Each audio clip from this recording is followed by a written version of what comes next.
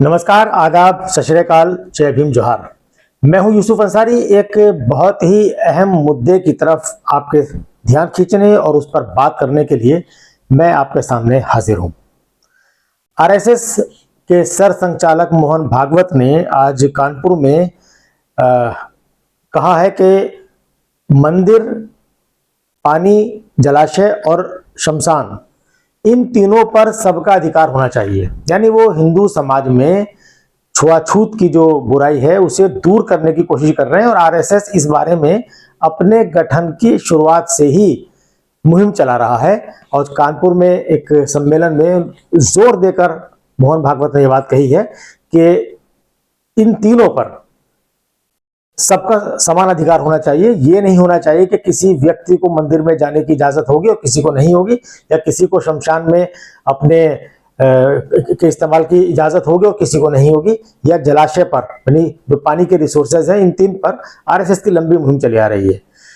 तो इस मुहिम को आगे बढ़ाने के लिए उन्होंने कानपुर में काफी स्वयंसेवकों के साथ बातचीत भी की है और काफी महत्वपूर्ण अपने मिशन को आगे बढ़ाने के लिए महत्वपूर्ण निर्देश भी दिए हैं। लेकिन इससे पहले बीती रात को, शुक्रवार की बीती रात को नागपुर से जो उन्होंने कहा था वो ज्यादा महत्वपूर्ण है और उस पर राजनीतिक बवाल मच सकता है। एक बार नए सिरे से आरएसएस की आजादी की लड़ाई में आरएसएस की भूमिका पर बहस छिड़ सकती है। मोहन भागवत ने कहा था कि आजादी की लड़ाई का श्रेय किसी एक पार्टी को नहीं दिया जा सकता है, किसी एक संगठन को नहीं दिया जा सकता है, या किसी एक व्यक्ति को नहीं दिया जा सकता है। उनका कहने का मतलब यह है कि आजादी की लड़ाई, उन्होंने कहा कि आजादी की लड़ाई वो 1857 में शुरू हो गई थी और आजादी की लड़ाई की जो लौ जली वो जब तक आजादी मिली तब तक जलती रही, बुझी नहीं बीच में, और इसमें बहुत सारे लोगों ने हिस्सा लिया। जब आरएसएस प्रमुख ये बात कहते हैं कि किसी एक पार्टी को, संगठन को या व्यक्ति को आजादी का श्रेय नहीं दिया जा सकता है, तो इसका कहने का मतलब यह होता है कि हम भी शामिल थे। और जैसे ही आरएसएस की तरफ से यह बात आती है कि आजादी की लड़ाई में उसने हिस्सा लिया, तब सवाल उठने लगते हैं, चारों तरफ से सवाल उठने लगते हैं।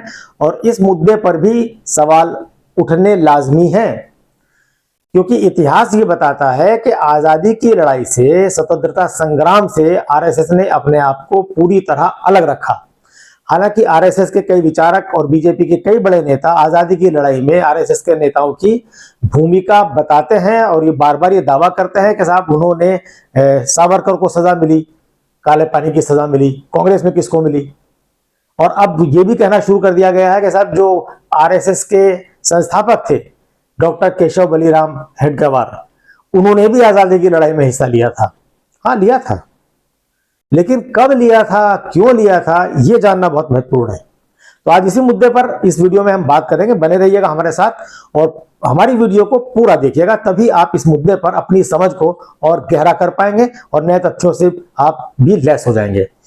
तो हम सबसे पहले बात करते हैं कि जब मोहन भागवत, आरएसएस के चीफ, सर संचालक, ये दावा करते हैं कि आजादी की लड़ाई का श्रेय किसी एक पार्टी को नहीं दिया जा सकता, एक संगठन को नहीं दिया जा सकता, या एक व्यक्ति को नहीं दिया जा सकता, तो वो ये कहने की कोशिश करते हैं कि उनका संगठन भी इस लड़ाई में शामिल था।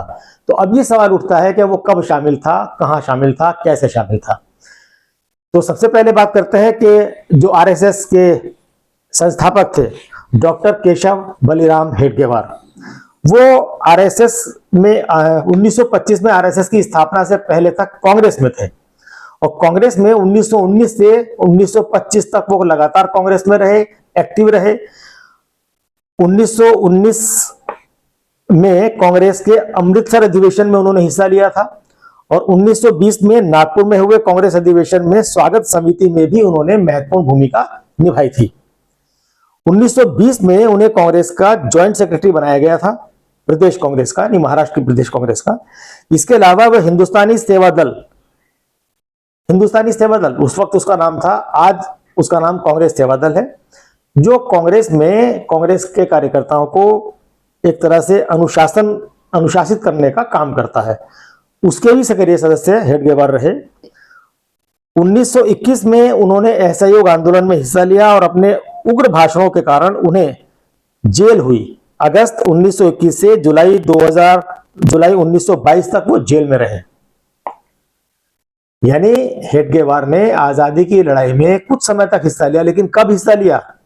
जब वो कांग्रेस में थे। कांग्रेस में होने के नाते कांग्रेस चूंकि स्वतंत्रता संग्राम में सक्रिय भूमिका निभा रही थी, आजादी की लड़ाई लड़ रही थी, कांग्रेस के नेता होने के नाते डॉक्टर केशव बलिराम हेडगेवार ने आजादी की लड़ाई में उस वक्त हिस्सा लिया जब वो कांग्रेस में थे, और उनके उग्र भाषणों की वजह से उन्हें जेल हुई। 1 साल उन्होंने जेल भी काटी।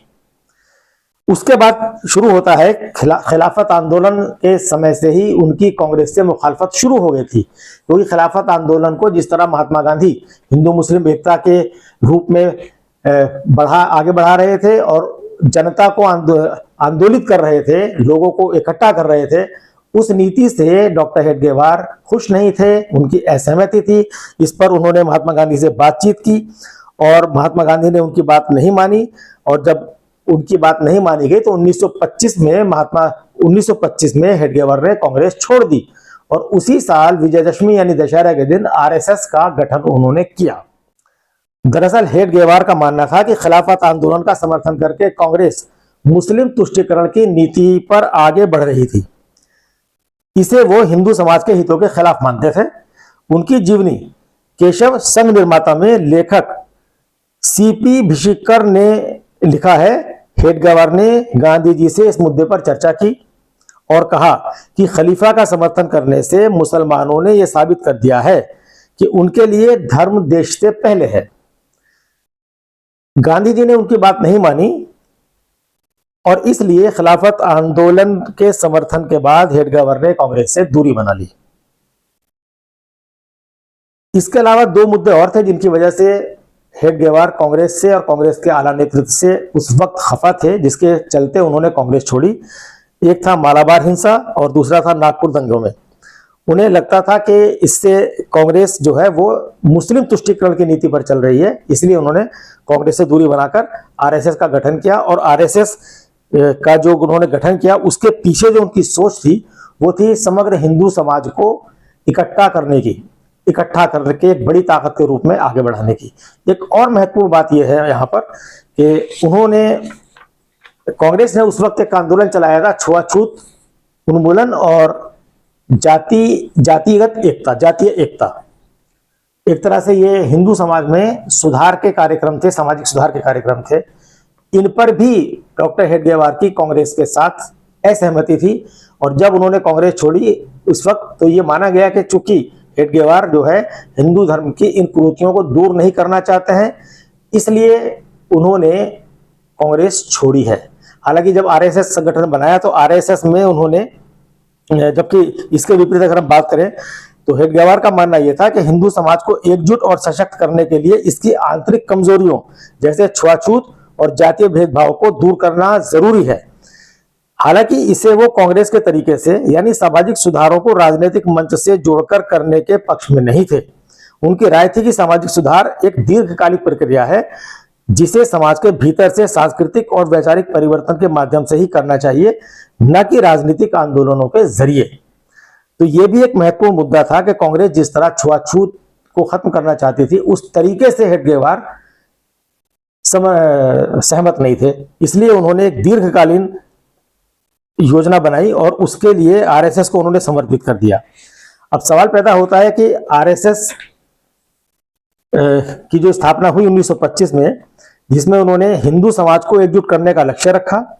आरएसएस के शुरुआती दिनों में संगठन ने छुआछूत विरोधी गतिविधियों को बढ़ावा दिया, जैसे स्वयं सेवकों को एक साथ भोजन करने और सामूहिक गतिविधियों में भाग लेने के लिए प्रोत्साहित करना, जिसमें सभी जातियों के लोग शामिल होते थे। यह दर्शाता है कि हेडगेवार छुआछूत के खिलाफ थे, लेकिन उनका तरीका कांग्रेस से भिन्न था। लेकिन आज भी इसके बावजूद आरएसएस भले ही छुआछूत के खिलाफ, जातीय भेदभाव के खिलाफ आंदोलन चला रहा हो, लेकिन आरएसएस पर यह आरोप लगते हैं कि वो मनुस्मृति को मानता है, मनुस्मृति को तरजीह देता है भारतीय संविधान के मुताबिक, और मनुस्मृति में जो वर्ण व्यवस्था है उसका वो पक्षधर है। समाज में उसी तरह की वर्ण व्यवस्था को वो बनाए रखना चाहता है, कायम रखना चाहता है। ये आरएसएस पर आरोप लगते हैं, आरएसएस के विरोधी उस पर ये आरोप लगाते हैं।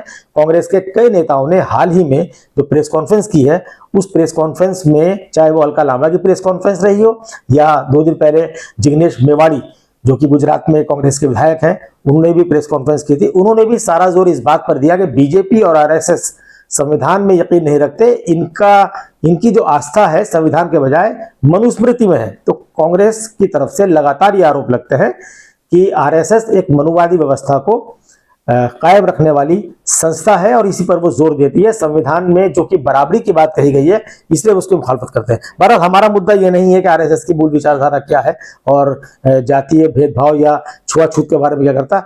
हमारा जानना सिर्फ ये है कि क्या स्वतंत्रता आंदोलन में किसी भी रूप से आरएसएस ने सक्रिय भूमिका निभाई थी या नहीं निभाई थी, और अगर नहीं निभाई थी तो फिर आरएसएस चीफ को ये कहने का कोई अधिकार नहीं पहुंचता है कि आजादी जो मिली है उसका क्रेडिट किसी एक पार्टी को दिया जाए या एक आंदोलन को दिया जाए, उन्हीं को नहीं दिया जाए।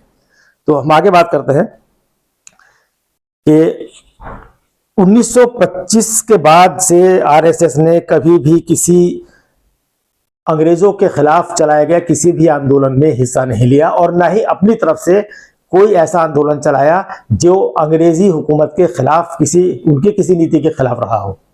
क्योंकि आरएसएस की बुनियादी सोच यही थी कि हमारा जो लक्ष्य है, दूरगामी लक्ष्य है, वो हिंदू राष्ट्र की स्थापना करना है।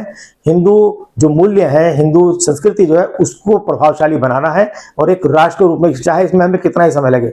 इसलिए उन्होंने, आरएसएस ने स्वतंत्रता संग्राम में जितने आंदोलन चल रहे थे उनसे दूरी बना के रखी।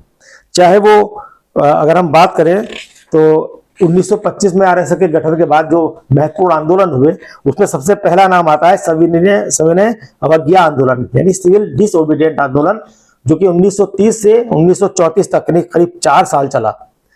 तो इसमें भी आरएसएस ने संस्थागत रूप से कोई भूमिका नहीं निभाई। कुछ स्वयंसेवक थे जो अपनी व्यक्तिगत राय के मुताबिक, अपनी व्यक्तिगत इच्छा से, निजी इच्छा से, अपनी व्यक्तिगत सहभागिता सविनय अवज्ञा आंदोलन में निभा रहे थे। और ठीक ऐसा ही 1942 के भारत छोड़ो आंदोलन में हुआ। भारत छोड़ो आंदोलन की, बल्कि आरएसएस ने इसकी मुखालफत की थी बाकायदा और सक्रिय भूमिका नहीं निभाई थी। लेकिन बात यह थी कि चूंकि आरएसएस का उस वक्त भी कोई लिखित संविधान नहीं था, कोई सदस्यता ऐसी नहीं थी कि सब पर्ची काट के सदस्यता मिलती हो, इसलिए जो व्यक्ति आरएसएस की शाखाओं में जाता था वो आरएसएस का था, नहीं जाता था तो आरएसएस का नहीं था, वो क्लेम कर सकते थे। तो सक्रिय रूप से आरएसएस के सदस्यों पर आजादी की लड़ाई में हिस्सा लेने पर कोई रोक भी नहीं थी। तो जो लोग उसमें हिस्सा ले रहे थे वो अपनी मर्जी से ले रहे थे, आरएसएस के दिशा निर्देश उसको हिस्सा लेने के लिए नहीं थे। एक बात सिर्फ यह है कि 1930 में जंगल सत्याग्रह हुआ था मध्य प्रदेश में, उस वक्त वो मध्य प्रांत कहा जाता था। उस जंगल सत्याग्रह में आरएसएस के संस्थापक डॉक्टर हेडगेवार व्यक्तिगत रूप से हिस्सा लेने के लिए गए थे। अपने संगठन को उन्होंने उस सत्याग्रह में शामिल नहीं किया था, वो व्यक्तिगत रूप से हिस्सा लेने के लिए गए थे और वहां भी उन्हें इस आंदोलन के चलते 1931 में जेल जाना पड़ा, जिस पर वो आरएसएस की तरफ से दावा किया जाता है कि डॉक्टर हेडगेवार भी स्वतंत्रता आंदोलन में हिस्सा लेने के चलते 1931 में जेल गए थे। तो जेल गए थे वो, लेकिन जंगल सत्याग्रह में हिस्सा लेने के लिए जेल गए थे। इसी तरह से जो अगर हम आगे बात करें 1940 से लेकर 1947 तक, 1940 में डॉक्टर हेडगेवार की मृत्यु हो गई थी। उसके बाद माधवराव गोलवलकर ने आरएसएस की कमान संभाली और 47 तक, यानी जब तक देश को आजादी मिली तब तक वो उसके चीफ रहे, वही उसके आरएसएस के प्रमुख थे। उन्होंने भी कोई हिस्सा उसमें नहीं लिया, किसी भी आंदोलन में कोई हिस्सा नहीं लिया। उनका ध्यान हिंदू समाज के संगठन, चरित्र निर्माण और अनुशासन पर था। भारत छोड़ो आंदोलन के दौरान आरएसएस ने संगठन के रूप में हिस्सा नहीं लिया था। गोलवलकर का मानना था कि स्वतंत्रता संग्राम की स्थायी उत्तेजना के बजाय समाज की दीर्घकालिक एकता और शक्ति पर ध्यान देना ज्यादा महत्वपूर्ण है। हालांकि व्यक्तिगत स्तर पर कई स्वयंसेवकों ने स्वतंत्रता संग्राम में हिस्सा लिया। कुछ ने भूमिगत गतिविधियों में सहायता की, जैसे कि संदेश पहुंचाना या क्रांतिकारियों की मदद करना, उन्हें कहीं ना कहीं आश्रय देना, लेकिन इसकी आरएसएस की तरफ से ऐसा करने के कोई दिशा निर्देश नहीं थे।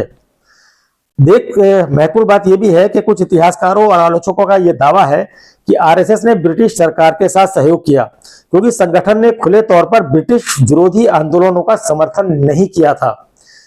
हालांकि आरएसएस के समर्थक इस दावे को खारिज करते हैं और कहते हैं कि संगठन ने केवल अपनी गतिविधियों को गैर राजनीतिक और सांस्कृतिक लेखन का निर्णय लिया था।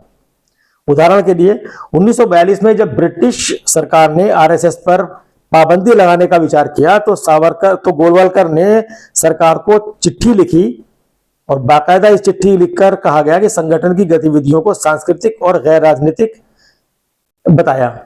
उन्होंने अंग्रेज सरकार को चिट्ठी लिखी और यह बताया कि हमारे संगठन की जो गतिविधियां हैं वो सांस्कृतिक हैं और गैर राजनीतिक है, नॉन पॉलिटिकल है, इसलिए उस पर प्रतिबंध नहीं लगाया जाए। और अंग्रेज सरकार ने उनकी ये बात मान ली। इसका क्या मतलब हुआ कि जब आप अंग्रेज सरकार को चिट्ठी लिखते हैं तो कहते हैं कि साहब हमारी जो एक्टिविटीज हैं वो नॉन पॉलिटिकल हैं, सिर्फ कल्चरल हैं, सांस्कृतिक हैं। और आज आजादी के जब 75 साल पूरे हो चुके हैं, उस वक्त ये कहा जा रहा है आरएसएस की तरफ से कि साहब किसी एक पार्टी को या एक संगठन को उसका श्रेय नहीं दिया जा सकता। जब आप लड़ नहीं रहे थे, अंग्रेजों के साथ खड़े हुए थे, उस वक्त जब आप लड़ाई चल रही थी आजादी की, तब ना आपके नेता शामिल थे और ना आपका संगठन शामिल था। और आज ये उल्हाना दिया जा रहा है कि साहब किसी एक पार्टी को, लेकिन उस वक्त जो लोग लड़ रहे थे तो उन्हीं को तो श्रेय दिया जाएगा। और किसको श्रेय दिया जाएगा? तो दोस्तों, आरएसएस चीफ मोहन भागवत का जो ये बयान आया है, इसे राजनीति में एक बार फिर हलचल मचने की संभावना है। हो सकता है कि देर सवेर इस पर कांग्रेस की तरफ से तीखा हमला बोला जाए और आरएसएस से सबूत मांगे जाए इस बात के कि बताइए आजादी की लड़ाई में उन्होंने कब हिस्सा लिया और किस तरह हिस्सा लिया। तो इस तरह की बहस पहले भी कई बार हो चुकी है। और जब कांग्रेस की तरफ से या इतिहासकारों की तरफ से इस तरह के सवाल उठाए जाते हैं कि भाई आरएसएस के उन नेताओं के नाम आरएसएस बताए, बीजेपी बताए, जिन्होंने आजादी की लड़ाई में खुलेआम हिस्सा लिया था, अंग्रेजों से टक्कर ली थी, अंग्रेजों को भगाने के लिए किसी तरह का कोई मूवमेंट, कोई मुहिम, कोई आंदोलन चलाया था, कोई लेख आप दिखाइए, कोई किताब दिखाइए या कोई पुराना भाषण ही दिखा दीजिए, तो फिर आरएसएस के लोग चुप्पी साध जाते हैं, उनका जवाब नहीं निकलता है, क्योंकि ऐसा कुछ हुआ ही नहीं था। तो जवाब कहां से आएगा? तो दोस्तों, इस वीडियो में इतना ही। फिर मुलाकात होगी दूसरी वीडियो में किसी और मुद्दे के साथ।